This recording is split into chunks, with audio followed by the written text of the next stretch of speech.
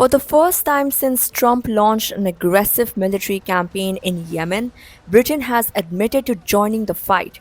So, what triggered this latest joint strike? And is the US strategy really working? Let's break it down.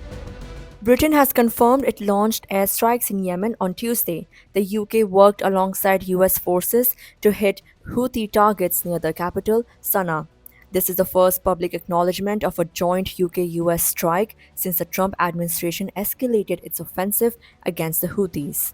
The British Ministry of Defense said Typhoon fighter jets targeted a cluster of buildings used to manufacture drones. These drones are launched by Houthis to attack ships at sea. The airstrike took place after dark and involved very careful planning to allow the targets to be prosecuted with minimal risk to civilians or non military infrastructure, the ministry said. All British aircraft returned safely. The Houthis are an Iran backed militant group that has controlled large parts of Yemen for nearly a decade. Since Israel went to war in Gaza in October 2023, the Houthis began launching attacks in solidarity with Palestinians. They have fired missiles at Israel and repeatedly targeted US Navy ships and commercial vessels in the Red Sea and the Gulf of Aden. These two waterways are vital for global shipping. Their attacks have forced major shipping reroutes, triggering regional instability and higher trade costs.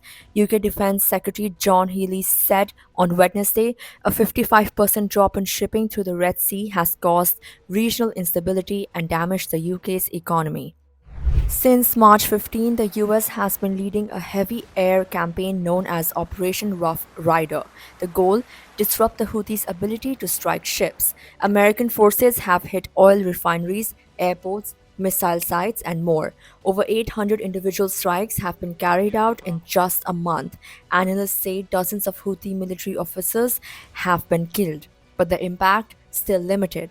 US officials told CNN the group's operations haven't slowed significantly, and the Houthis have shot down several American drones, some worth millions of dollars, slowing the US's progress into phase 2 of the mission.